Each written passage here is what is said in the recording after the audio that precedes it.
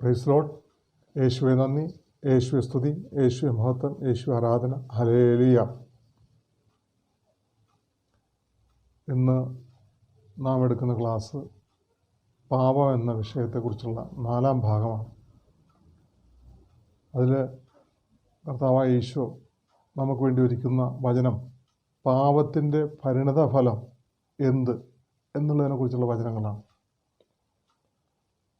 ഉൽപ്പത്തി പുസ്തകം 3-ാം അധ്യായം 17 മുതൽ 19 വരെയുള്ള വചനങ്ങൾ നമുക്കൊന്ന് ശ്രദ്ധിക്കാം.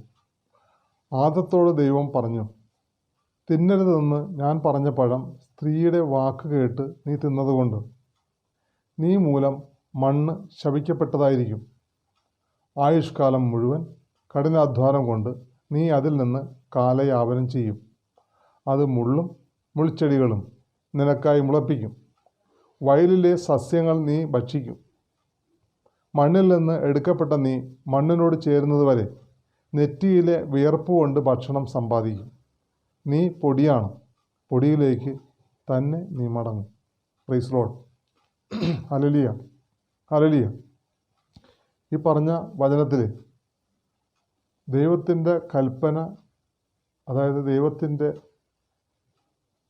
നിയമം മനുഷ്യൻ തെറ്റിച്ചത് മൂലം അതിനെ തുടർന്നുണ്ടായ പരിണത ഫലങ്ങൾ, അതായത് പാപം മനുഷ്യൻ ചെയ്തത് മൂലം ഉണ്ടായ പരിണത ഫലത്തെക്കുറിച്ചാണ് നാം ഇതിൽ കേട്ടത്. അകത്തോടെ ദൈവം പറയുവാണ്, തിന്നരുതെന്ന് ഞാൻ പറഞ്ഞ പഴം സ്ത്രീയുടെ വാക്ക് കേട്ട് നീ തിന്നതുകൊണ്ട് നീ മൂലം, അതായത് ആദം മൂലം മണ്ണ്, അതായത് ഭൂമി ശപിക്കപ്പെട്ടതായിരിക്കും. Praise Lord. Hallelujah, hallelujah. അപ്പോൾ മണ്ണ് ശപിക്കപ്പെട്ടതുകൊണ്ട് സംഭവിച്ചത് എന്താണ്? ആദ്യം തന്നെ അദ്ദേഹത്തിൽ നിന്ന് ജനിച്ച 2 മക്കൾ, കായനും ആവേലും, അവർ തമ്മിലുണ്ടായതായ സംഭവം നമുക്കൊന്ന് വായിച്ചു നോക്കാം. ഉൽപ്പത്തി പുസ്തകം 4-ാം അധ്യായം 10 മുതൽ 12 വരെയുള്ള വരങ്ങൾ. കർത്താവ് പറഞ്ഞു, നീ എന്താണ് ചെയ്തത്? നിൻ്റെ സഹോദരൻ്റെ രക്തം മണ്ണിൽ നിന്ന് എന്നെ വിളിച്ച് കരയുന്നു.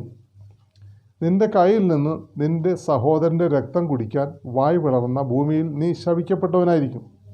കൃഷി ചെയ്യുമ്പോൾ മണ്ണ് നിനക്ക് ഫലം തരുകയില്ല. നീ ഭൂമിയിൽ അലഞ്ഞു തിരിയുന്നവനായിരിക്കും. 2ാമത്തെ ശാപമാണ് എടുത്തത്. ആദ്യം മണ്ണ് ശപിക്കപ്പെട്ടവനായിരിക്കും, പിന്നെ പറയാണ് ഭൂമിയിൽ ആദത്തിൽ നിന്ന് ആദിജാതനായി പിറന്ന കായൻ ശപിക്കപ്പെട്ടവനായിരിക്കും. കണ്ടോ? മനുഷ്യൻ ചെയ്ത ഒരു പാപം മൂലം അവൻ്റെ പരമ്പരയ്ക്ക് കിട്ടുന്നതായ ശാപം. അതിനെ തുടർന്ന് ഉള്ളതായ സന്തതി പരമ്പരകളിലെല്ലാം ആ ശാപം നിലനിൽക്കുന്നുണ്ട്. ഇന്ന് വരെ ആ ശാപം നിലനിൽക്കുക. ആദത്തിൻ്റെ സന്തതികളായി ജീവിക്കുന്ന, ആദിയിൽ ദൈവം സൃഷ്ടിച്ച ആദത്തിൻ്റെ സന്തതികളായി ജീവിക്കുന്നവർക്ക് ഇന്നും ആ ശാപം ഏറ്റുവാങ്ങിക്കൊണ്ടാണ് ഇരിക്കുന്നത്. എന്താണ്? അവർ നന്മ തിന്മകളുടെ അറിവിൻ്റെ വൃക്ഷത്തിൽ നിന്ന് കനി ഭക്ഷിക്കരുതെന്ന് പറഞ്ഞ് അതവർ ഭക്ഷിച്ച്, ആ നന്മ തിന്മകളുടെ അറിവിൻ്റെ വൃക്ഷം എന്ന് വെച്ചാൽ ലോകത്തിൻ്റെ അവസ്ഥ സ്വീകരിച്ചിരിക്കുന്നവരെല്ലാവരും ഇന്ന് ക്രിസ്ത്യാനികളെന്ന് അഭിമാനിക്കുന്നവർ പോലും അവർ ആദത്തിൻ്റെ സന്തതികളാണ്. ക്രിസ്ത്യാനി എന്ന് പറഞ്ഞിട്ടുണ്ടെങ്കിൽ കർത്താവായ യേശു ക്രിസ്തുവിൻ്റെ അനുയായികളെന്നാണ് അതിൻ്റെ അർത്ഥം. പക്ഷേ അത് നാമമാത്രമാണ്. ഈ ക്രിസ്ത്യാനിത്വത്തിൻ്റെ പേര് പറഞ്ഞ് അതിൽ കൂടി നിന്നുകൊണ്ട് ആദത്തിൻ്റെ സന്തതികളായി ജീവിക്കുന്ന ധാരാളം പേരിന്നുമുണ്ട്. അവരെങ്ങനെയാണ് അങ്ങനെ ജീവിക്കുന്നത്? ഈ ലോകത്തിന് അനുരൂപരായി ജീവിച്ചുകൊണ്ടാണ് ആദത്തിൻ്റെ സന്തതികളായിട്ട് അവർ ജീവിക്കുന്നത്. പ്രൈസ് ലോർഡ്, ഹല്ലേലൂയ, യേശുവേ നന്ദി, യേശുവേ സ്തുതി. കാരണം ഈ ലോകത്തിലുള്ളതൊന്നും ദൈവത്തിൻ്റെതല്ല. അതുകൊണ്ട് ഈ ലോകത്തിലുള്ളതായ വസ്തുക്കളോട് താതാത്മ്യം കാണിക്കുകയും അതിനോട് അനുരൂപപ്പെടുകയും അതിനോട് പ്രതിബദ്ധത കാണിക്കുകയും അതിൽ എപ്പോഴും ലയിച്ചു ചേരുകയും ചെയ്യുന്ന വ്യക്തികൾ എപ്പോഴും ദൈവം ശപിച്ചതായ ആ മണ്ണിൽ ജീവിക്കുന്ന, ആ മണ്ണിൽ ദൈവം ശപിച്ചതായ സന്തതി പരമ്പരയുള്ള ആദത്തിൻ്റെ പരമ്പരയാണ് അവരിപ്പോഴും. എന്തുകൊണ്ടാണ്? ആ ശാപം അവരെ പിന്തുടർന്നുകൊണ്ടേയിരിക്കുന്നത്. ദൈവം കൊടുത്തതായ ആ ശാപം അവരെ പിന്തുടർന്നുകൊണ്ടിരിക്കുന്നത്. കാരണം അവർ എന്താ ചെയ്തതെന്താണ്? അവർ ആ തെറ്റിൽ നിന്ന് ഉണർന്നെഴുന്നേൽക്കുകയോ നിത്യജീവൻ്റെ അപ്പമാകുന്ന ജീവൻ്റെ വൃക്ഷത്തിലേക്ക് അവർ കൈവയ്ക്കുകയോ അതിൽ അവകാശം നേടുകയോ ചെയ്തില്ല. എന്താണ് നിത്യജീവൻ്റെ അപ്പം? ജീവൻ്റെ വൃക്ഷം എന്താണ്? യേശുക്രിസ്തു, സത്യദൈവമായ യേശുക്രിസ്തു. യേശുക്രിസ്തുവിലേക്ക് അവർ വരുവാനോ യേശുക്രിസ്തുവിനോട് ഐക്യപ്പെടുവാനോ അവരാരും ഇതേവരെ താല്പര്യം കാണിച്ചിട്ടില്ല. നാമമാത്രമായിട്ട് പറയാം ക്രിസ്ത്യാനിയാണെന്ന്. പക്ഷേ അവരിന്നും ആദത്തിൻ്റെ സന്തതി പരമ്പരയാണ്. അവരുടെ മേൽ കനത്ത നുകം വെച്ചിട്ടിരിക്കുകയാണ്. അവർ ആ നുകത്തിൻ്റെ കീഴിൽ അടിഞ്ഞമർന്ന് ഇന്നും സഞ്ചരിച്ചുകൊണ്ടാണ് ഇരിക്കുന്നത്. അതുകൊണ്ട് അവർക്ക് അതിൽ നിന്ന് കെട്ടുപിടിച്ച് പുറത്തു വരാൻ സാധിക്കുന്നില്ല. കാരണം അവർക്ക് ലോകത്തോടാണ് മൈത്രി. ലോകത്തോടുള്ള മൈത്രി ദൈവത്തോടുള്ള ശത്രുതയാണെന്ന് അറിഞ്ഞുകൂടെ എന്ന് നമ്മളെ യാക്കോസിയെ പഠിപ്പിക്കുന്നുണ്ട്. അപ്പോൾ ഇങ്ങനെയെല്ലാം പഠനങ്ങളെല്ലാം നമ്മൾ കേൾക്കുന്നുണ്ടെങ്കിലും വചനങ്ങളെല്ലാം കാണുന്നുണ്ടെങ്കിലും കേൾക്കുന്നുണ്ടെങ്കിലും നമ്മളിപ്പോഴും പലരും ക്രിസ്ത്യാനിത്വം സ്വീകരിച്ചവരും വിജാതീയരായിട്ടുള്ളവരും ആരും തന്നെ നിത്യജീവൻ്റെ വൃക്ഷമാകുന്ന ജീവൻ്റെ വൃക്ഷമാകുന്ന യേശു ക്രിസ്തുവിനോട് ഐക്യപ്പെടുവാനോ യേശു ക്രിസ്തുവിൻ്റെ ആ രക്തത്തിൽ പങ്കുകാരാകുവാനോ അവരാരും താല്പര്യം കാണിക്കുന്നില്ല. ജീവൻ്റെ അപ്പം എന്ന് പറയുന്നത് വചനമാണ്. വചനം ഭക്ഷിച്ചു കഴിഞ്ഞാൽ വചനം അനുസരിച്ച് ജീവിക്കാൻ സാധിക്കും നമുക്ക്. വചനം നമ്മൾ ഭക്ഷിക്കുന്നില്ല, അത് വെറുതെ ഉള്ളിലേക്ക് പോകുന്നു, അതുപോലെ തന്നെ പുറത്തേക്ക് പോകുന്നു. ചിലർ ഭക്ഷണം കഴിക്കുമ്പോൾ കണ്ടിട്ടുണ്ടോ? ഭക്ഷണം കഴിക്കുന്നത് അങ്ങനെ ദഹനം കൊടുക്കാതെ പുറത്തേക്ക് അതുപോലെ തന്നെ പോകും, ദഹിക്കാതെ പോകും എന്നതുപോലെ. എന്തുകൊണ്ടാണ്? ദഹനശക്തി അവർക്ക് ഇല്ലാത്തതുകൊണ്ട്, കഴിക്കുന്ന ഭക്ഷണത്തെ ദഹിപ്പിക്കാനുള്ള ശക്തി അവർക്ക് ഇല്ലാത്തതുകൊണ്ട്. എന്നതുപോലെ വചനം പലരും കേൾക്കുന്നുണ്ട്, ഒരു ചെവിയിൽ കൂടി കേട്ട് മറ്റു ചെവിയിൽ കൂടി പോകുന്ന അത് ഹൃദയത്തിലേക്ക് ചെന്ന് ഹൃദയത്തിൽ സംഗ്രഹിച്ച് അവനേതെങ്കിലും തരത്തിൽ ഈ ലോകത്തിൻ്റെ മോഹങ്ങളിലോ ജഡിക മോഹങ്ങളിലോ കണ്ണുകളുടെ ദുരാശകളിലോ ഉൾപ്പെടുമ്പോൾ ഈ വചനം അവനെ ഓർമ്മപ്പെടുത്താനുള്ളതായ താല്പര്യം, അല്ലെങ്കിൽ ഈ വചനത്തിൻ്റെ ആ ആഹ്വാനങ്ങളോ പ്രചോദനങ്ങളോ ഉൾക്കൊള്ളുവാനുള്ള കഴിവില്ലാതിരുന്നുകൊണ്ട് അവൻ നിരന്തരം ഈ ലോകത്തിനോട് അനുരൂപപ്പെട്ടുകൊണ്ട് ലോകത്തിൽ എന്തെല്ലാം തിന്മകളുണ്ടോ അതെല്ലാം അനുവർത്തിച്ചുകൊണ്ടേയിരിക്കുന്നത്. പ്രൈസ് ലോർഡ്, ഹല്ലേലൂയ, യേശുവെ നന്ദി, യേശുവെ സ്തുതി, യേശുവെ മഹത്വം, യേശുവെ ആരാധന, ഹല്ലേലൂയ. തുടർന്ന് നമുക്ക് വായിക്കാം, ആയുഷ്കാലം മുഴുവൻ കഠിനാധ്വാനം കൊണ്ട് നീ അതിൽ നിന്ന് കാലയാപനം ചെയ്യും. ആദത്തിന് കൊടുത്തതായ ശാപത്തിൻ്റെ ബാക്കി ഭാഗമാണ് ദൈവം കൊടുത്തതായ. എന്താണ്? ആയുഷ്കാലം മുഴുവൻ, ആയുസ്സുള്ള കാലം അത്രയും കഠിനാധ്വാനം, സാധാരണ അധ്വാനമല്ല, കഠിനാധ്വാനം കൊണ്ട് അതിൽ നിന്ന് ഭൂമിയിൽ നിന്ന് കാലയാപനം ചെയ്യുന്നു. പിന്നെന്താ പറയുന്നത്? അത് മുള്ളും മുൾച്ചെടികളും നിനക്കായി മുളപ്പിക്കും. എത്ര കൃഷി ചെയ്താലും കൃഷിക്ക് പകരം മുള്ളും മുൾച്ചെടികളായിരിക്കും ഭൂമി വരണം. നല്ലൊരു വിളവ് കിട്ടില്ല. മണ്ണിനെ ശപിച്ചും ദൈവത്തെ ശപിച്ചും ജീവിക്കുന്ന ഒരു വിഭാഗം. മഴ ശരിയായി കിട്ടില്ല. മഴ ശരിയായി കിട്ടിയാലും തന്നെ വിളവെടുപ്പ് കാലത്ത് മഴ വന്ന് അത് പിന്നെയും മോശമായി പോകും. എന്തുകൊണ്ടാണ്? മനുഷ്യൻ ചെയ്യുന്നതായ, ദൈവത്തെ മറന്ന് ചെയ്യുന്നതായ പാപപ്രവൃത്തികളുമുണ്ട്. അതിൽ നിന്ന് മോചനം നേടാനായിട്ട് മനുഷ്യൻ ദൈവവചനം അനുസരിക്കാൻ താല്പര്യം കാണിക്കാത്തതുകൊണ്ട് തന്നെയാണ്. Praise Lord. തുടർന്നുള്ളത് നമുക്ക് വായിക്കാം. വയലിലെ സസ്യങ്ങൾ നീ ഭക്ഷിക്കും. വയലിലെ സസ്യങ്ങൾ ഭക്ഷിക്കേണ്ടവരല്ല നമ്മൾ ജീവൻ്റെ വൃക്ഷത്തിൽ നിന്ന് കനി ഭക്ഷിക്കേണ്ടവരാണ്. നിത്യജീവൻ്റെ അപ്പമാകുന്ന വചനം ഭക്ഷിച്ച് ജീവിക്കേണ്ടവരാണ്. കാരണം എന്താ? നമ്മുടെ ദൈവത്തിൻ്റെ ഛായയിലും സാദൃശ്യം സൃഷ്ടിച്ചവരാണ് നമ്മൾ. ദൈവത്തിൻ്റെ ഛായ എന്ന് പറയുന്നത് എന്താ? ആത്മാവ്. ദൈവത്തിൻ്റെ ഛായ എന്ന് പറഞ്ഞാൽ ആത്മാവ്. ദൈവം ആത്മാവാണ്. ദൈവത്തെ പോലെ ആത്മാവിൽ, ദൈവത്തിൻ്റെ ആത്മാവിൽ, പരിശുദ്ധാത്മാവിൽ നിറഞ്ഞ് ജീവിക്കേണ്ടവരാണ് നമ്മൾ. പരിശുദ്ധാത്മാവ് നിറഞ്ഞ് ജീവിക്കുന്ന വ്യക്തികൾക്ക് അവരുടെ ഭക്ഷണവും പാനീയവും അല്ല അവരുടെ ജീവിതം. ദൈവരാജ്യത്തിലുള്ളവരാണ് അവർ.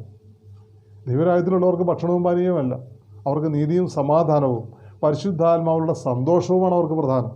പ്രൈസ് ലോർഡ്, ഹല്ലേലൂയ, യേശുവെ നന്ദി, യേശുവെ സ്തുതി, യേശുവെ മഹത്വം, യേശു ആരാധന.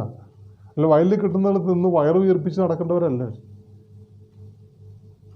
അറ്റ്ലീസ്റ്റ് ജീവൻ നിലനിർത്താനുള്ള ഭക്ഷണം കഴിച്ച് നിത്യജീവൻ്റെ അപ്പമാകുന്ന ജീവൻ്റെ വൃക്ഷത്തിലെ കനിയാകുന്ന യേശുക്രിസ്തുവിന് വചനത്തെ ഭക്ഷിച്ച് ജീവിതം നയിക്കേണ്ടവരാണ്. അവർക്ക് ആരോഗ്യത്തിൻ്റെ സമയത്ത് ആരോഗ്യം ദൈവം കൊടുക്കും. കാരണം എന്താ? അവർ ജീവൻ്റെ വൃക്ഷത്തിൽ നിന്നുള്ള കനി ഭക്ഷിക്കുന്നവരാണ്. ആവശ്യമായതെല്ലാം അവർക്ക് നൽകപ്പെടും. കാരണം അവർ ദൈവരാജ്യത്തിൽ വസിക്കുന്നവരാണ്. നിങ്ങൾ അവിടുത്തെ രാജ്യവും നീതി അന്വേഷിക്കുക, നിങ്ങൾക്ക് വേണ്ടതെല്ലാം കൂട്ടി യോജിപ്പിച്ച് തരുമെന്ന്. മത്തായി സുവിശേഷം 6:33. നിങ്ങൾ അവിടുത്തെ രാജ്യം എന്ന് പറയുന്നത് എന്താണ്? ദൈവരാജ്യം. അവിടുത്തെ നീതി എന്താണ്? ദൈവത്തിന് ഒന്നാം സ്ഥാനം കൊടുക്കുക, സഹോദരനെ അല്ലെങ്കിൽ അയൽക്കാരനെ തന്നെ പോലെ തന്നെ സ്നേഹിക്കുക. ഇതാണ് ദൈവത്തിൻ്റെ കാഴ്ചപ്പാട് നമ്മുടെ നേരെയുള്ളത്. അപ്പോൾ ദൈവത്തിൻ്റെ ജീവിതം നയിക്കുന്ന, ആത്മാവിൽ ജീവിക്കുന്ന ഒരു വ്യക്തിക്ക് പിന്നെ എന്തുകൊണ്ടാണ് ഈ ലോകത്തിലുള്ള ഭക്ഷണ വസ്തുക്കളോട് അല്ലെങ്കിൽ വയലിലെ സസ്യങ്ങളോടൊക്കെ കൂടുതൽ താല്പര്യം ഉണ്ടാകുന്നത്? തീറ്റയും കുടിയും മാത്രമായിട്ട് ജീവിക്കുന്നത് എന്തുകൊണ്ടാണ്? അതിനോട് ആസക്തി വരുന്നത് എന്തുകൊണ്ടാണ്? ഈ ശാപം നമ്മുടെ നേരെ നിലനിൽക്കുന്നതുകൊണ്ടാണ്. ഈ ശാപത്തിൽ നിന്ന് നമ്മൾ മുക്തി പ്രാപിക്കാത്തതുകൊണ്ടാണ്. അമിത ആഹാരവും അമിതമായ മദ്യപാനം ഇങ്ങനെയുള്ളതൊക്കെ നമുക്ക് വരും. മദ്യപാനവും അമിത ആഹാരവും ഇതൊക്കെ എന്തുകൊണ്ട് വരണത്? ആഹാരം കഴിക്കാൻ വേണ്ടിയിട്ട് മദ്യപിക്കുന്ന അവസ്ഥ. അത് ചിലർ പറയുന്നത് ഒരു മരുന്നാണെന്നാണ് പറയുന്നത്. വെറുതെ പറയുന്നതാണ്. മരുന്നൊന്നുമല്ല. അതൊക്കെ സാത്താൻ നമ്മൾ തളച്ചിട്ടിരിക്കുന്ന ബന്ധനങ്ങളാണ്. അതിൽ നമ്മൾ മുക്തി നേടിയില്ല എങ്കിൽ, മോചനം നേടിയില്ല എങ്കിൽ അതിൽ നമ്മൾ മരിക്കും. മദ്യപാനി ഒരിക്കലും ദൈവരാജ്യത്തിൽ പ്രവേശിക്കുകയില്ല എന്ന് കൊരിന്ത്യക്കാർക്ക് എഴുതിയ ലേഖനത്തിൽ പറയുന്നുണ്ട്. ഗലാത്യർക്ക് എഴുതിയ ലേഖനത്തിലും പറയുന്നുണ്ട്. പൗലോസ് പഠിപ്പിക്കുന്നുണ്ട്. പിന്നെ നമ്മൾ വീണ്ടും ഈ ലോകത്തിൻ്റെതായ ഭക്ഷണ പദാർത്ഥങ്ങളും പാനീയങ്ങളും നമ്മൾ ഉപയോഗിക്കുന്നത് എന്തുകൊണ്ടാണ്? ഈ പറഞ്ഞതുപോലുള്ള ശാപം നമ്മളെ അനുധാവനം ചെയ്യുന്നതുകൊണ്ടാണ്. Price lord. തുടർന്ന് പറയുന്നത്, മണ്ണിൽ നിന്ന് എടുക്കപ്പെട്ട നീ മണ്ണിനോട് ചേരുന്നതുവരെ നെറ്റിയിലെ വേർപ്പ് കൊണ്ട് ഭക്ഷണം സമ്പാദിക്കും. ദൈവരാജ്യം പ്രഘോഷിച്ചും ദൈവത്തിനു വേണ്ടി ജീവിച്ചും നിത്യതയിൽ എത്തുവോളം സന്തോഷത്തിലും പരിശുദ്ധാത്മാവിൽ ജീവിതം നയിച്ച് ജീവിക്കണം. നമ്മൾ കഠിനാധ്വാനം ചെയ്ത് നെറ്റിയിലെ വേർപ്പ് കൊണ്ട് കാലയാപനം ചെയ്യണം എന്ന് ദൈവത്തിൻ്റെ ശാപം നമ്മളെപ്പോഴും അനുധാവനം ചെയ്യുന്നു. എന്തുകൊണ്ടാണത്? നമ്മൾ ആത്മീയ ജീവിതത്തിൽ താല്പര്യമില്ലാത്തതുകൊണ്ട് കഠിനാധ്വാനം ചെയ്ത് ജീവിക്കേണ്ട അവസ്ഥ നമുക്ക് വരുന്നു. അല്ലെങ്കിൽ നമ്മൾ കഠിനാധ്വാനം ചെയ്യേണ്ട അവസ്ഥ വന്നാൽ പോലും ദൈവം അവിടെ നിന്ന് നമ്മളെ മാറ്റി നിർത്തും.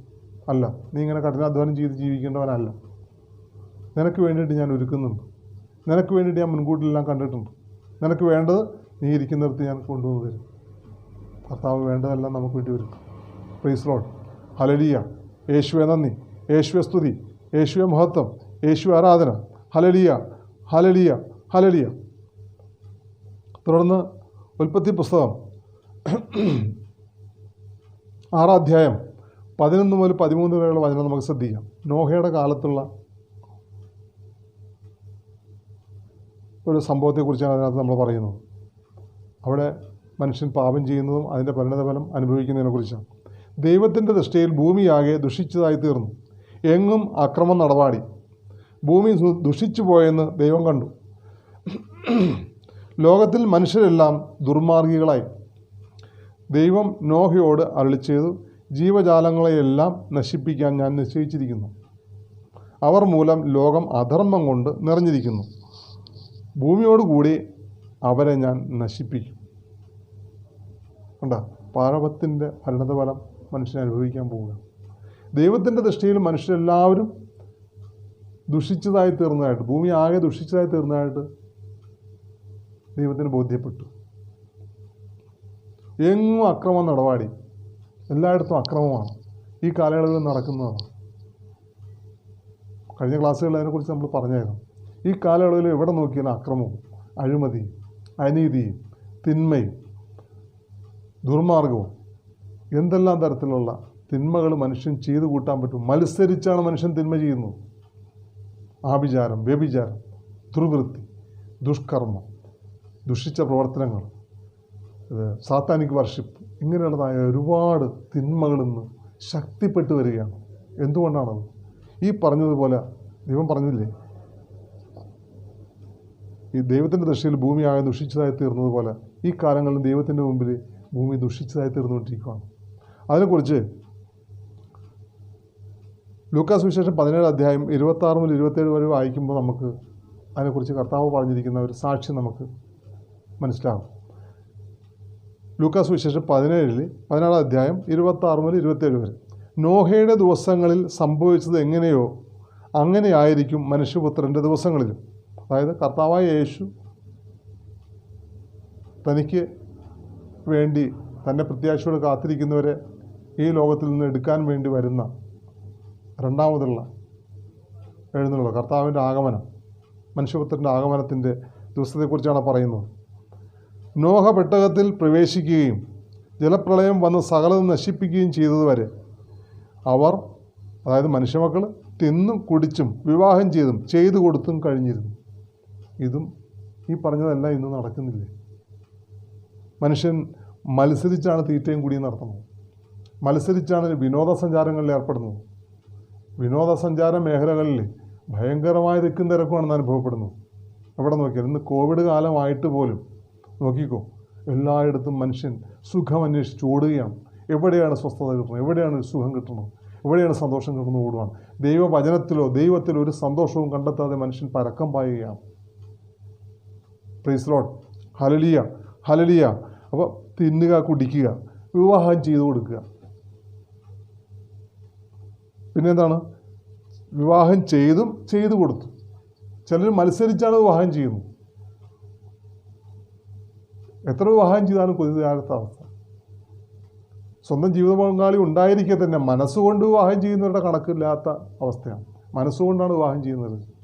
അതുകൂടാതെ ശാരീരികമായിട്ട് പ്രത്യക്ഷത്തിലും പരോക്ഷമായിട്ടും ധാരാളം വിവാഹം ചെയ്യുന്നൊരു വേറെ. എത്രയോ ശരിയായിട്ടുള്ള വചനമാണ് കർത്താവായ യേശു എഴുതിയിരിക്കുന്നത്. മനുഷ്യപുത്രൻ്റെ ആഗമന കാലങ്ങളിൽ നോഹയുടെ കാലങ്ങളിൽ പോലെ ആയിരിക്കുന്നു. നോഹയുടെ കാലത്തും ഇതേപോലുള്ള തിന്മകൾ കൊണ്ട് ഭൂമി ദുഷിച്ചതുകൊണ്ടാണ് കർത്താവ് പറഞ്ഞില്ലേ, ഭൂമി ദുഷിച്ച് പോയെന്ന് ദൈവം കണ്ടു, ലോകത്തിൽ മനുഷ്യരെല്ലാം ദുർമാർഗികളായി.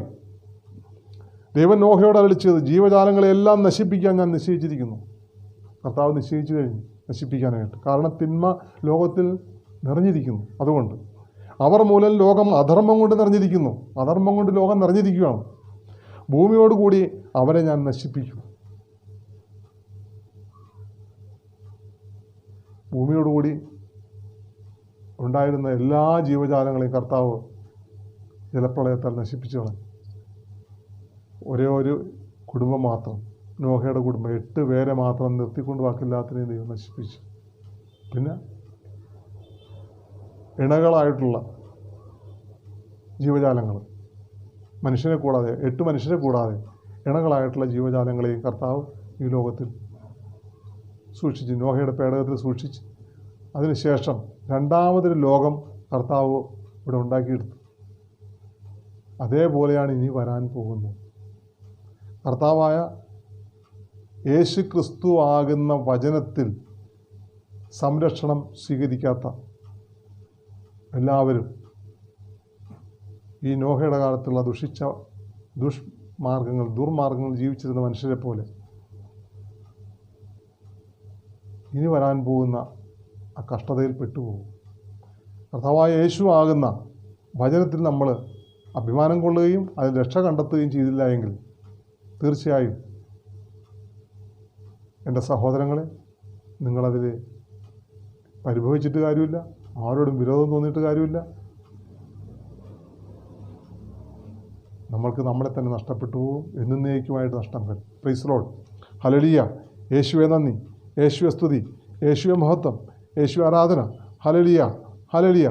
തുടർന്ന് 107 സങ്കീർത്തനം 17 മുതൽ 20 വരെയുള്ള വചനങ്ങൾ നിങ്ങൾ ശ്രദ്ധിക്കുക. പാപകരമായ മാർഗങ്ങൾ പിന്തുടർന്ന് ചിലർ രോഗികളായി തീർന്നു.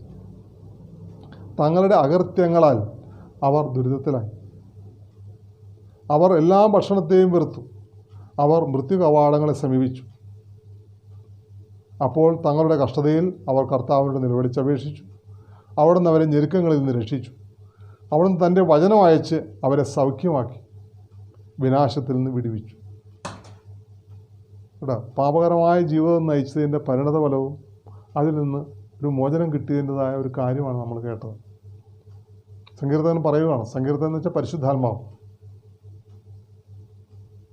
150 സങ്കീർത്തനങ്ങളും എഴുതിയത് പരിശുദ്ധാത്മാവ് തന്നെയാണ്. ബൈബിളിലെ എല്ലാ ഗ്രന്ഥങ്ങളും പരിശുദ്ധാത്മാവാണ് രചിച്ചത്.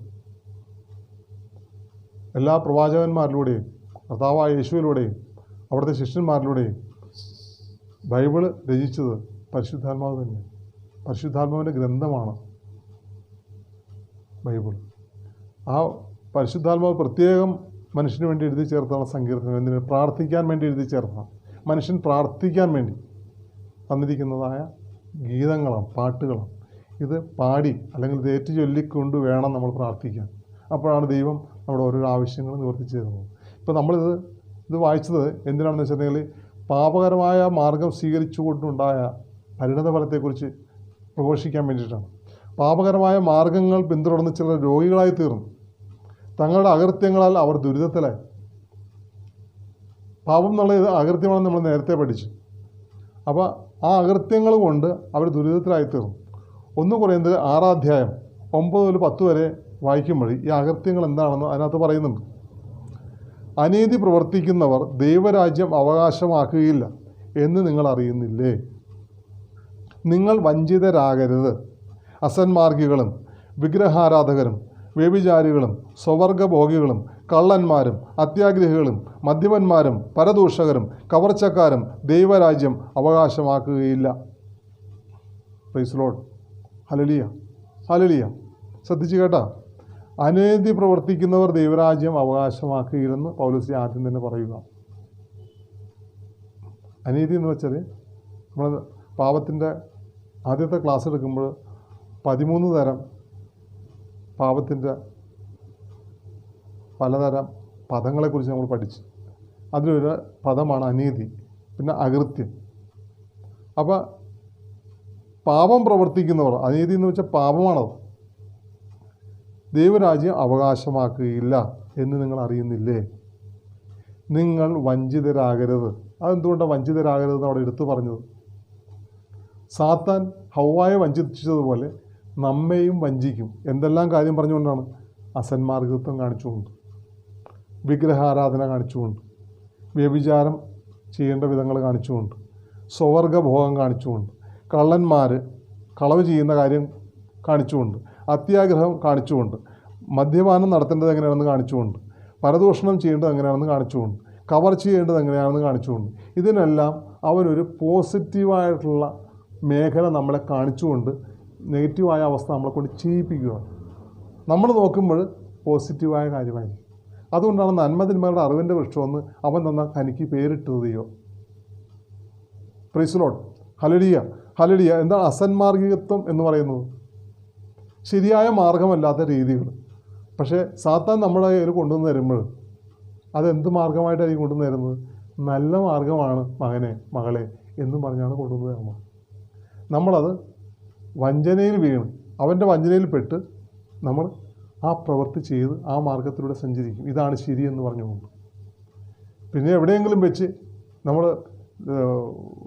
ഇത് കേട്ടില്ലേ, ധൂർത്തുപുത്രൻ്റെ കഥ കേട്ടിട്ടില്ലേ? അവൻ പന്നിക്കുഴിയിൽ ചെന്നപ്പോൾ അവന് സുബോധം ഉണ്ടായെന്ന് പറഞ്ഞതുപോലെ പന്നിക്കുഴിയിൽ ചെന്ന് പതിക്കുമ്പോൾ മാത്രമേ സുബോധം ഉണ്ടാവും. അയ്യോ, അത് അസന്മാർഗികമായ മേഖല ആയിരുന്നല്ലോ.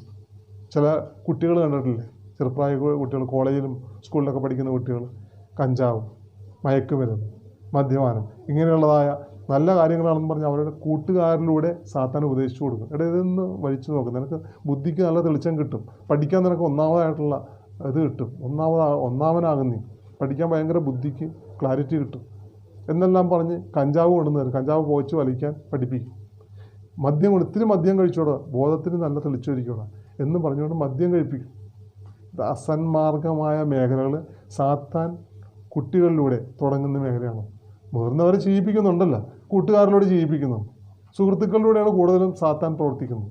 സാത്താൻ ആവശ്യിച്ചിട്ടുള്ള മനുഷ്യരുണ്ട്, അവരിലൂടെ ഈ പറഞ്ഞതായ സാധാരണ മനുഷ്യനെ ഇവൻ വന്ന് സ്വാധീനിച്ച് കീഴ്പ്പെടുത്തിക്കൊണ്ട് അവനെ പാപം ചെയ്യാൻ പ്രേരിപ്പിച്ച് അവനെ വഞ്ചനയിൽ വീഴ്ത്തുകയാണ്. ഹൗവായെ എങ്ങനെ പ്രലോഭിപ്പിച്ച് വഞ്ചിച്ചുവോ അതേപോലെ തന്നെ ബലഹീനരും ദുർബലരുമായിട്ടുള്ള മനുഷ്യരെ ഇന്നും കുട്ടികളെയെല്ലാം ഇന്നും സാത്താൻ വഞ്ചിച്ചുകൊണ്ട് തന്നെ ഇരിക്കുന്നു. സൂക്ഷിക്കണം. അതാണ് അസന്മാർഗികൾ. അവർ സ്ഥിരമായ അതിൽ വ്യാപരിക്കുകയാണെങ്കിൽ അവർക്ക് അതിൽ നിന്ന് മോചനം കിട്ടില്ല, അവർക്ക് ദൈവരാജ്യത്തിൽ പ്രവേശിക്കാൻ സാധിക്കില്ല എന്നാണ് പൗലോസ് പഠിപ്പിക്കുന്നത്. അടുത്തത് വിഗ്രഹാരാധകർ. വിഗ്രഹം എന്ന് പറയുന്നത് പല മേഖലയിലുണ്ട്. ഒന്ന് നമുക്ക് സ്റ്റാൻഡ് ബൈ കാണാവുന്നത്, ഒന്ന് മനസ്സിലുള്ളത്, ഒന്ന് ആത്മീയമായിട്ടുള്ളത്. അങ്ങനെ 3 മേഖലയിലും വിഗ്രഹമുണ്ട്. കാണാവുന്നത് വിഗ്രഹം എന്ന് പറയുന്നത് ദൈവം പറഞ്ഞിട്ടുണ്ട്. പുറപ്പാട് പുസ്തകം 20-ാം അധ്യായം 2 മുതൽ വായിക്കുമ്പോൾ 2-ൽ പറയുന്നത് ഇങ്ങനെയാണ്: നിന്റെ ദൈവമായ കർത്താവ് ഞാനാകുന്നു, ഞാനല്ലാതെ മറ്റൊരു ദൈവം നിനക്കുണ്ടാകരുത്. ഈജിപ്തിൽ നിന്ന് നിന്നെ രക്ഷിച്ചു കൊണ്ടുവന്ന ദൈവമായ കർത്താവാണ് യഹോവയായ ഞാൻ എന്ന് പറയുന്നുണ്ട്, യേശു പറയുന്നുണ്ട്. പിന്നെ പറയുവാണ്, മുകളിൽ ആകാശത്തിലോ ഭൂമിയിലോ പാതാളത്തിലുള്ള ഒന്നിൻ്റെയും ഒരു സാദൃശ്യമോ രൂപമോ നീ ഉണ്ടാക്കരുത്, അതിനു മുമ്പിൽ നീ പ്രണമിക്കുകയോ ആരാധിക്കുകയോ ചെയ്യരുത്. ഇങ്ങനെ ധാരാളം സാദൃശ്യങ്ങളും രൂപങ്ങളും പാതാളത്തിലുള്ളതും ഭൂമിയിലുള്ളതും ആകാശത്തുള്ളതുമായ എല്ലാത്തിൻ്റെയും രൂപങ്ങൾ മനുഷ്യൻ കൊത്തിമിനുക്കി എടുക്കുക. ദൈവത്തിൻ്റെ പോലും രൂപം ഉണ്ടാക്കരുതെന്ന് തന്നെയാണ് ദൈവം പറഞ്ഞിരിക്കുന്നത്. ആകാശത്തിലുള്ളതാണ് ദൈവവും ദൈവത്തിൻ്റെ ശക്തിയുമാണ്. ദൈവത്തിൻ്റെ രൂപം ഒന്ന് കുത്തേണ്ട കാര്യം നമുക്കെന്താണ്? ദൈവം ആത്മാവല്ലേ, ആത്മാവിന് രൂപമുണ്ടോ? രൂപരഹിതമാണ് ദൈവം. ദൈവം പ്രപഞ്ചം മുഴുവനും നിറഞ്ഞു നിൽക്കുന്നവനാണ്. ആ ദൈവത്തിൻ്റെ രൂപം നമ്മൾ കൊത്തി ഉണ്ടാക്കി വെച്ചിരിക്കുന്നത് പാപമാണ്. അതിനെ ആരാധിക്കുന്നത്, അതിന് മുമ്പിൽ കുമ്പിടുന്നതെല്ലാം പാപമാണ്. ദൈവം പറഞ്ഞിരിക്കുന്നതാണ്. പുറപ്പാട് പുസ്തകം 20-ാം അധ്യായം 2 മുതലെടുത്ത് വായിച്ചു നോക്കും. 10 പ്രമാണങ്ങൾ അതിനകത്ത് പറയുന്നത്. അതിൽ 1-ാമത്തെ പ്രമാണത്തിൽ പറഞ്ഞിരിക്കുന്നതാണ്: ദൈവമായ കർത്താവ് ഞാനാകുന്നു, ഞാനല്ലാതെ മറ്റൊരു ദൈവം നിനക്കുണ്ടാകരുത്. എല്ലാ ബൈബിളുകളും അതിൽ പറയുന്നുണ്ട്, ബൈബിളുകളിലും അത് പറയുന്നുണ്ട്. ബൈബിളിൽ പലതരത്തിലുള്ള പുസ്തകങ്ങളുണ്ട്. POC ബൈബിളുണ്ട്, ഓശാന ബൈബിളുണ്ട്, മറ്റേ ഹോളി ബൈബിളുണ്ട്, ഗുഡ് ന്യൂസ് ബൈബിളുണ്ട്, സുവാർത്ത ബൈബിളുണ്ട്. ഇങ്ങനെ പലതരത്തിലുള്ള ബൈബിളുകൾ പലതരത്തിലുണ്ട്. പല പുസ്തകങ്ങളും പേർന്ന ബൈബിളുകളുണ്ട്. 73 പുസ്തകങ്ങളുള്ള POC ബൈബിളുണ്ട്. 66 പുസ്തകമുള്ള മറ്റ് പല വിഭാഗങ്ങൾ, മതവിഭാഗങ്ങളിലുള്ള ആൾക്കാരുടെ ബുക്കുകളുണ്ട്. കൂടാതെ 68 പുസ്തകങ്ങളുള്ള മറ്റ് വിഭാഗക്കാരുടെ പുസ്തകങ്ങളുണ്ട്. പക്ഷേ ഇതിലെല്ലാം എല്ലായിടത്തും ഈ 10 പ്രമാണങ്ങൾ ഒരേപോലെ തന്നെയാണ് ബൈബിളിൽ എഴുതിയിരിക്കുന്നത്. ആ 10 പ്രമാണങ്ങളിൽ 1-ാമത്തെ പ്രമാണം നമ്മൾ ലംഘിക്കുന്നുണ്ടെങ്കിൽ ഈ വിഗ്രഹാരാധന തന്നെയാണ് നമ്മൾ ചെയ്തുകൊണ്ടിരിക്കുന്നത്. ഈ വിഗ്രഹാരാധന നമ്മളിപ്പോൾ കേട്ടത് വിഗ്രഹാരാധന ഞാൻ പറഞ്ഞില്ലേ, നമ്മൾ കണ്ണുകൊണ്ട് കാണുന്നതായ അവസ്ഥ. കണ്ണുകൊണ്ട് കാണുന്നതായ രൂപത്തിലുള്ള ആരാധന നമ്മൾ ചെയ്യുന്നുണ്ടെങ്കിൽ അത് പാപമാണ്. മനുഷ്യരുടെ ആകട്ടെ, ചില മനുഷ്യരുടെയൊക്കെ ഫോട്ടോ വീട്ടിൽ ഇങ്ങനെ നിറച്ച് വെച്ചേക്കണതാണ്. ചില മുറികളിലൊക്കെ ചെന്ന് കഴിഞ്ഞിട്ടുണ്ടെങ്കിൽ നിറച്ച് ചില വ്യക്തികളുടെ തന്നെ ഫോട്ടോ ഇങ്ങനെ ഒട്ടിച്ച് വെച്ചേക്കണതാണ്. ദിവസവും അതിന് കണ്ടിങ്ങനെ ആസ്വദിച്ച് അതിന് തൊട്ട് മുത്തിയിട്ടൊക്കെ പോകുന്ന ആൾക്കാരാണ്. അങ്ങനെയുള്ള മനുഷ്യരുടെ ഫോട്ടോ എടുത്ത് വെച്ചിട്ട് അതിന് മുമ്പിൽ തിരികെത്തിക്കുന്ന ആൾക്കാരുണ്ട്. സ്വന്തം മക്കളുടെ രൂപത്തിന് മുമ്പിൽ തിരികെത്തിക്കുന്ന വ്യക്തികളുണ്ട്. സ്വന്തം മാതാപിതാക്കന്മാരുടെ രൂപത്തിൻ്റെ മുമ്പിൽ തിരികെത്തിക്കുന്ന വ്യക്തികളുണ്ട്. ദൈവത്തിൻ്റെ വചന കൽപ്പനയ്ക്ക് എതിരാണ് അതൊക്കെ. ഇതൊക്കെ അങ്ങനെയുള്ളതായ ആരാധനയെ നമ്മൾക്ക് നടത്താൻ പാടില്ല. ബഹുമാനിക്കണം. മനുഷ്യനെ ബഹുമാനിക്കണമെന്ന് കർത്താവ് ആവശ്യപ്പെട്ടിട്ടുണ്ട്. ബഹുമാനിക്കണം. മാതാപിതാക്കന്മാരെ ബഹുമാനിക്കണം. പക്ഷെ അവരെ ആരാധിക്കാൻ പാടില്ല. ബഹുമാനമാണ് അവർക്ക് കൊടുക്കുന്നത്. ബഹുമാനം. കാരണം ദൈവത്തിൻ്റെ ജോലിക്കാരാണവർ, വേലക്കാരാണവർ. ദൈവം ഏൽപ്പിച്ചിരിക്കുന്നതായ വേലയാണ് ഈ ലോകത്തിൽ ചെയ്യുന്നത്. ദൈവത്തിന് ഈ ലോകത്തിൽ എല്ലാവരുടെയും കൂടെ വന്നിരിക്കാൻ പറ്റില്ല. അതിന് ദൈവം എന്താ ചെയ്തിരിക്കുന്നത്? അവിടുത്തെ പ്രതിനിധികളായിട്ട് മാതാപിതാക്കന്മാരെ ഏൽപ്പിച്ചയക്കുക. അവർ ജീവൻ പോയാലും മക്കൾക്ക് വേണ്ടിയിട്ട് കഷ്ടപ്പെടാൻ തയ്യാറാണ്.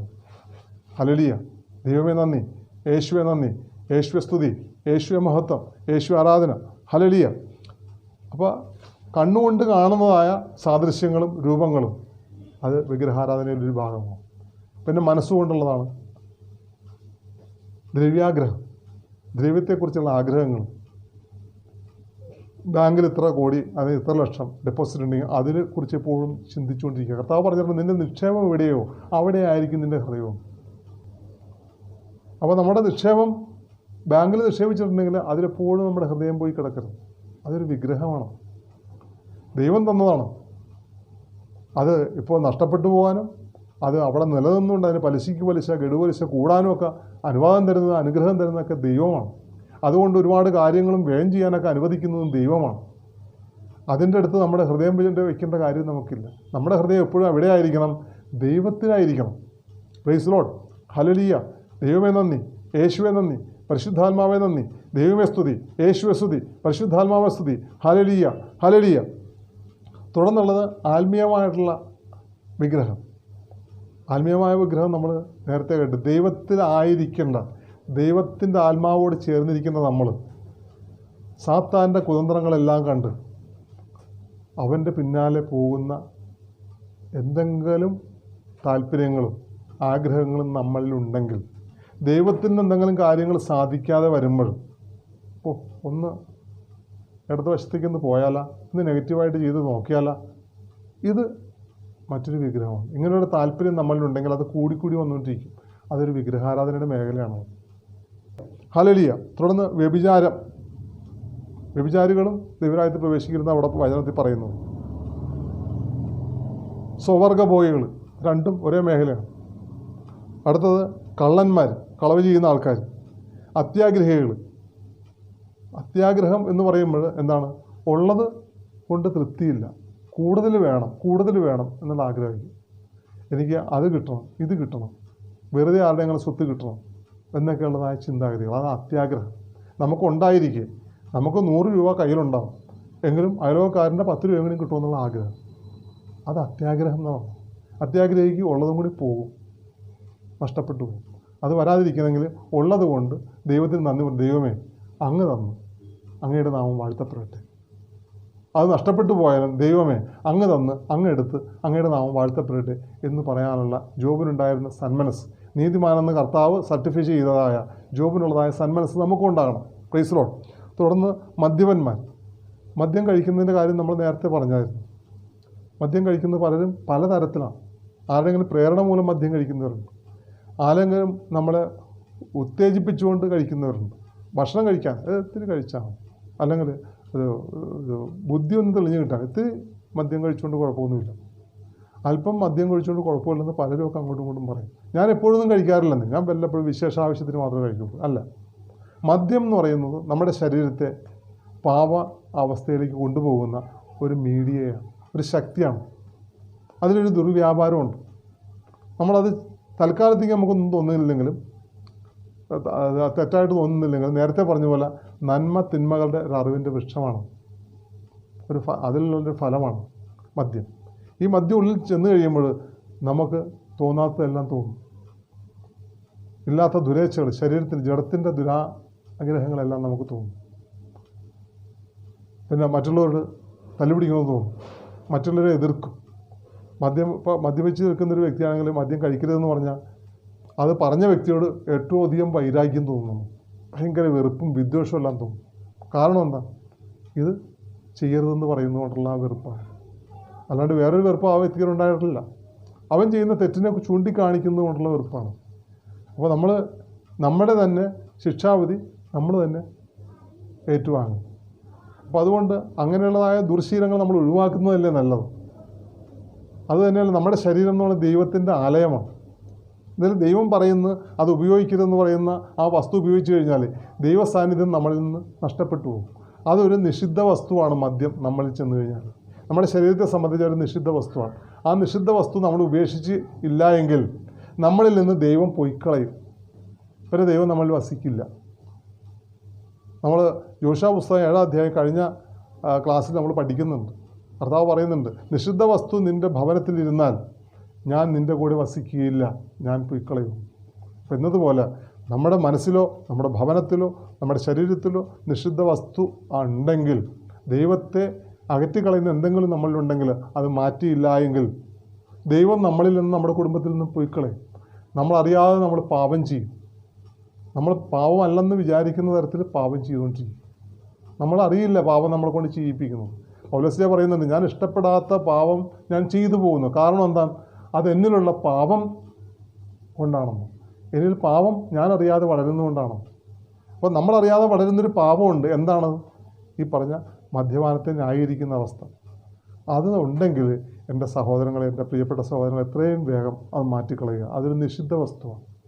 മാറ്റിയില്ല എങ്കിൽ ഞാൻ അല്പം ഓടിക്കണുള്ളൂ, ഞാൻ വല്ല കാലത്ത് കഴിക്കണുള്ളൂ, ഇതൊന്നും ഒരു ന്യായീകരണമല്ല. പാപം ചെറുതാണെങ്കിലും വലുതാണെങ്കിലും പാപം തന്നെ. ദൈവസാന്നിധ്യം നമുക്ക് നഷ്ടപ്പെട്ടു പോകും. യാക്കോസ്ലീഹ പഠിപ്പിക്കുന്നുണ്ടത്. കൽപ്പന ചെറുതാണെങ്കിലും വലുതാണെങ്കിലും ചെയ്തു കഴിഞ്ഞാൽ ദൈവത്തിനെതിരായിട്ടുള്ള പാപം തന്നെയാണ്. സ്വർഗരാജ്യത്തിൽ അല്ലെങ്കിൽ ദൈവരാജ്യത്തിൽ പ്രവേശിക്കാൻ നമുക്ക് സാധിക്കില്ല. അതെന്താണ്? ദൈവരാജ്യം എന്ന് പറഞ്ഞാൽ നീതിയും സമാധാനവും പരിശുദ്ധാത്മാവരുടെ സന്തോഷവും. ഇത് മൂന്നും നമുക്കുണ്ടാകില്ല. നീതി ഉണ്ടാകില്ല, സമാധാനം ഉണ്ടാകില്ല. നീതി കൊണ്ട് ലഭിക്കുന്നതാണ് സമാധാനം. സമാധാനം നമുക്ക് നഷ്ടപ്പെടും. പിന്നെ എന്താണ്?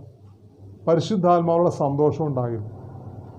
അപ്പോൾ നമ്മളറിയാതെ എങ്ങനെ പാപം ചെയ്തുകൊണ്ടിരിക്കും. നമ്മൾ അതിനെ ന്യായീകരിച്ചുകൊണ്ടിരിക്കും. ചെയ്യുന്ന പാപത്തെ ന്യായീകരിച്ചുകൊണ്ടിരിക്കും. അഹംഭാവം ഉണ്ടാകും നമുക്ക്. പക്ഷെ നമ്മളറിയില്ല അഹംഭാവം നമ്മളിലുണ്ടെന്ന്. അഹംഭാവം തലയിൽ വെച്ചുകൊണ്ട് നമ്മൾ നടക്കും. നമ്മളെല്ലാത്തിനും ന്യായീകരിച്ചുകൊണ്ടിരിക്കും. ന്യായീകരണത്തിൻ്റെ ഒരു മുഖമുദ്ര എന്താണ്? അഹംഭാവം ഉണ്ടെന്നുള്ള അഹംഭാവമുള്ള വ്യക്തികൾ എപ്പോഴും ന്യായീകരിച്ചുകൊണ്ടിരിക്കും. എനിക്ക് അഹംഭാവമില്ലെന്ന്. പക്ഷെ അവനുള്ളത് അഹംഭാവമാണെന്നുള്ളത് അവൻ അറിയാൻ പാടില്ല. അതുകൊണ്ട് അതിനെ ന്യായീകരിച്ചുകൊണ്ടിരിക്കും. Praise the lord. ഹല്ലേലൂയ. ദൈവമേ നന്ദി. അടുത്തത് പരദൂഷണം പറയുന്ന അവസ്ഥ. പരദൂഷണം പറയുക എന്നാൽ ഹോബിയായിട്ട് എടുത്തിട്ടുള്ള പലരുമുണ്ട്. ഒരു ദിവസത്തിൽ ഒരു 2 പ്രാവശ്യം കൊണ്ടും പരദൂഷണം പറഞ്ഞില്ലെങ്കിൽ ഉറക്കം വരാത്ത ധാരാളം വ്യക്തികളുണ്ട്. അല്ലെങ്കിൽ ഒരു അസ്വസ്ഥതയാണ്. അപ്പോൾ അങ്ങനെയുള്ളതായ സ്വഭാവം നമ്മൾ മാറ്റിക്കളയണം. നമ്മൾ ആദ്യം പെർഫെക്റ്റ് ആകുക, എന്നിട്ട് മറ്റുള്ളവരുടെ തെറ്റ് പറയുക. നമ്മൾ പെർഫെക്റ്റ് അല്ലാതെ മറ്റുള്ളവരുടെ കുറ്റം പറയാനുള്ള എന്ത് യോഗ്യത നമുക്കുള്ളത്? എൻ്റെ പിഴ എന്ന് പറയുക. തൻ്റെ പിഴ എന്നല്ല പറയേണ്ടത്. അപ്പോൾ നമ്മളിൽ പിഴവുണ്ടെങ്കിൽ അത് മാറ്റിക്കളയും. എന്നിൽ പാപം ഉണ്ടെങ്കിൽ അത് മാറ്റാൻ നമ്മൾ ശ്രമിക്കുക. കർത്താവ് പറയുന്നുണ്ട്, നിൻ്റെ കണ്ണിലുള്ള തടി മാറ്റാതെ മറ്റുള്ളവരുടെ കരട് എങ്ങനെ നീ മാറ്റുമെന്ന്. മറ്റുള്ളവരുടെ കണ്ണിലെ കരട് എങ്ങനെ നീ മാറ്റുമെന്ന്. നമ്മുടെ കണ്ണിൽ തടി കയറിയിരിപ്പുണ്ട്, കണ്ണൊട്ടും കാണാൻ പാടില്ല നമുക്ക്. എന്നിട്ട് നമ്മൾ മറ്റുള്ളവരുടെ കണ്ണിലെ കരടെടുക്കാൻ നടക്കുക. എന്നിട്ട് നമ്മൾ പരദൂഷണം, അവരുടെ കുറ്റം പറഞ്ഞു നടക്കും. ആ ചെയ്യുന്ന പാപം എന്താണെന്ന് അറിയാൻ പാടില്ലാത്തതിൻ്റെ കാരണം എന്താണ്? നമ്മൾ ദൈവത്തെ അംഗീകരിക്കുന്നില്ല. ദൈവത്തെ അംഗീകരിക്കാത്തവരെ അധമവികാരങ്ങൾക്കും അനുചിത പ്രവൃത്തികൾക്കും ദൈവം വിട്ട് കളയുമെന്ന്. റോമാലേഖനം 1:28. Price the lord. ഹല്ലേലൂയ. പിന്നെ കവർച്ചക്കാരുടെ കാര്യം. കവർച്ച എന്ന് പറയുന്നത് ഇപ്പോൾ ഒരു ഹോബിയാണ്. ആരെയും കൊള്ളയടിക്കുക. ഏതെല്ലാം തരത്തിലാണ് കൊള്ളയടിക്കൽ നടക്കണമെന്ന് കണക്കില്ല. എല്ലാ വിധത്തിലും ബലഹീനനും ദുർബലനും പാവപ്പെട്ടവരുമായിട്ട് ദരിദ്രരുമായിട്ടുള്ള ജനങ്ങൾ കൊള്ളയടിക്കപ്പെട്ടുകൊണ്ടായിരിക്കണം. അതിനെല്ലാ മനുഷ്യരും സ്വാധീനമുള്ളവരും സ്വാധീനം വെച്ചുകൊണ്ടും അധികാരം വെച്ചുകൊണ്ടും എല്ലാ ദുർമോഹം വെച്ചുകൊണ്ടും എല്ലാ തരത്തിലും കവർച്ച നടന്നുകൊണ്ടായിരിക്കണം. അല്പം എന്തെങ്കിലും അധികാരം കിട്ടിക്കഴിഞ്ഞാൽ ബലഹീനതയുള്ളവനെ ചൂഷണം ചെയ്യും. നമ്മുടെ സ്വാധീനം വെച്ചുകൊണ്ട് ചൂഷണം ചെയ്യുക. ഇതെല്ലാം ഈ പറഞ്ഞ കവർച്ചയുടെ മേഖലകളാണ്.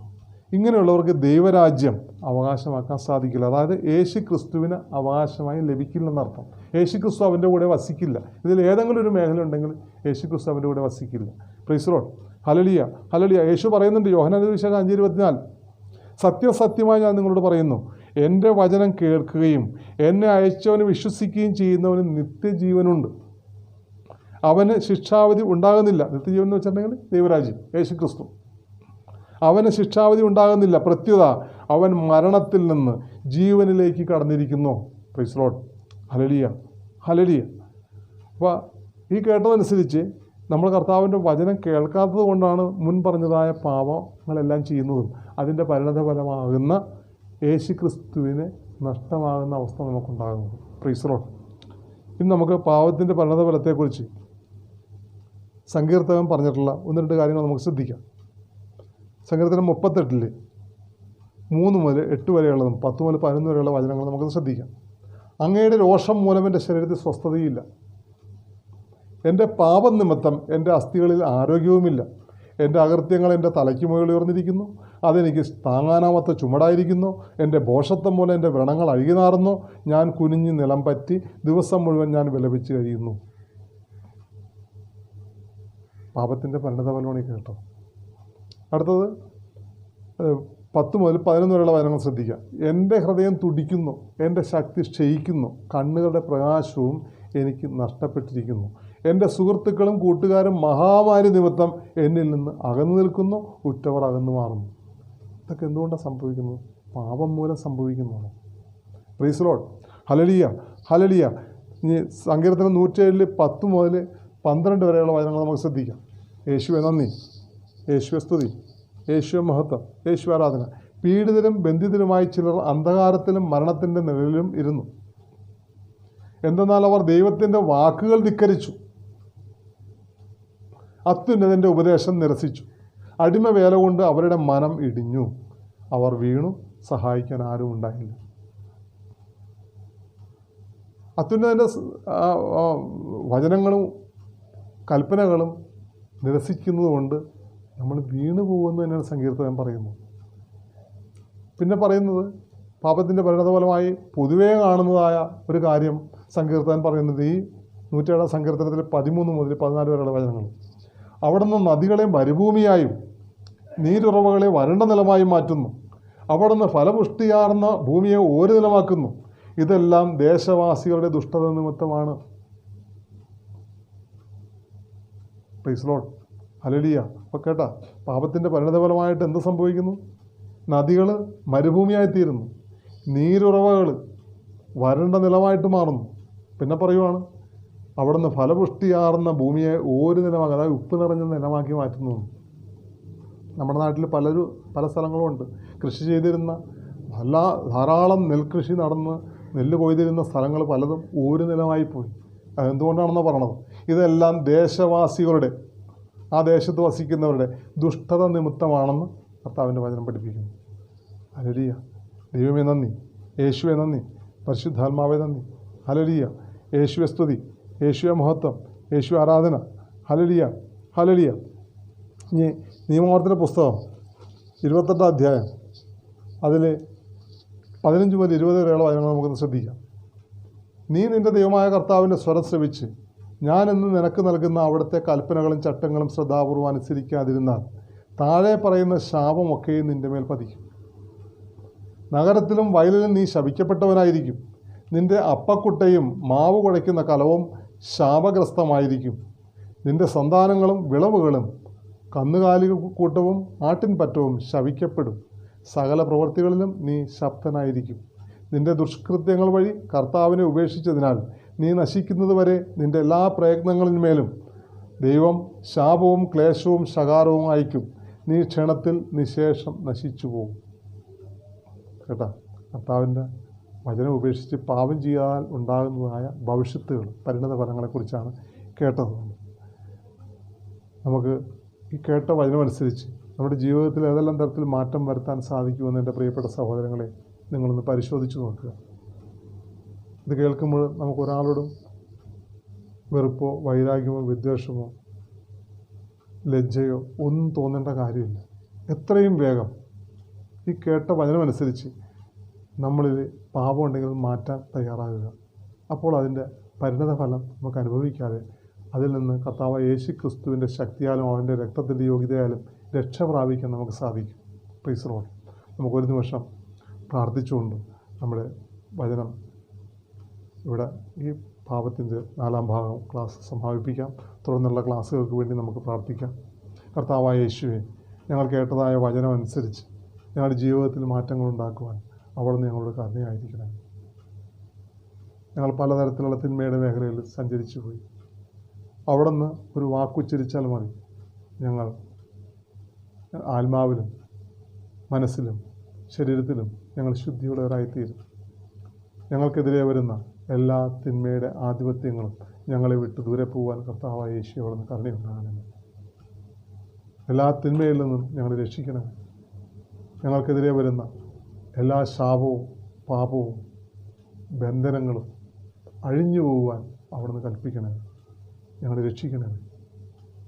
കർത്താവ് വരാൻ പോകുന്ന കഠിനമായ ശിക്ഷയിൽ നിന്ന് ഞങ്ങളെ രക്ഷിക്കാനോട് തിരുമനസ്സാകണമേ. അങ്ങേ അറിയാത്തവർ വീട് നശിക്കാൻ പോകുമ്പോൾ അവരുടെ കൂടെ ഞങ്ങളെയും ഉൾപ്പെടുത്താൻ അവിടുന്ന് അനുവദിക്കരുത്. എല്ലാ മനുഷ്യരും രക്ഷ പ്രാപിക്കണമെന്നാണ് അവിടുന്ന് ആഗ്രഹിക്കുന്നതെന്ന് ഞങ്ങൾക്കറിയാം. എങ്കിലും അങ്ങേ ധിക്കരിച്ചുകൊണ്ട് മറുതലിച്ചുകൊണ്ട് പോകുന്നവരുടെ കൂട്ടത്തിൽ ഞങ്ങൾ ഉൾപ്പെടാതിരിക്കാൻ ഞങ്ങളെ അവിടുന്ന് കൈപിടിച്ച് രക്ഷിക്കണമേ. പത്രോസ് നിലവിളിച്ച് പ്രാർത്ഥിച്ചുള്ള കർത്താവെ രക്ഷിക്കണമേ എന്ന് പറഞ്ഞ് പ്രാർത്ഥിച്ചപ്പോൾ അവിടുന്ന് പത്രോസിനെ കൈപിടിച്ച് ഉയർത്തിയ കർത്താവെ, ഞങ്ങളിത് അങ്ങേ വിളിച്ചപേക്ഷിക്കുന്നു. കർത്താവെ ഞങ്ങളെ രക്ഷിക്കണമേ. ഞങ്ങളിതാ അങ്ങേ വിളിച്ചപേക്ഷിക്കുന്നു. ഞങ്ങളെ ഈ പാപകർത്തമാകുന്ന ഈ ഭൂമിയിൽ നിന്ന് കൈപിടിച്ച് ഉയർത്തണമേ. അങ്ങയുടെ വചനം ഭക്ഷിച്ച് ആ വചനമനുസരിച്ച് ജീവിച്ച് ദൈവരാജ്യത്തിൽ പ്രവേശിക്കാനുള്ള യോഗ്യത ഈ ലോകത്തിൽ വെച്ച് തന്നെ ദൈവരാജ്യത്തിൽ പ്രവേശിച്ച് നിത്യതയിൽ എത്തുവോളം അങ്ങയുടെ വചനത്തെ മുറുകെ പിടിച്ചുകൊണ്ട് ജീവിക്കാനുള്ള കൃപ ഞങ്ങൾക്ക് നൽകണമേ. നിത്യപിതാവും പുത്രനും പരിശുദ്ധാത്മാവുമായി ജീവിച്ചു വാഴുന്ന സർവശക്തനും അനന്ത കരുണാനിധിയുമായ യേശുവെ ഞങ്ങളങ്ങ് സ്തുതിക്കുന്നു, ആരാധിക്കുന്നു, എനിക്ക് നന്ദി പറയുന്നു. Hallelujah, hallelujah, hallelujah. Price the lord. Hallelujah.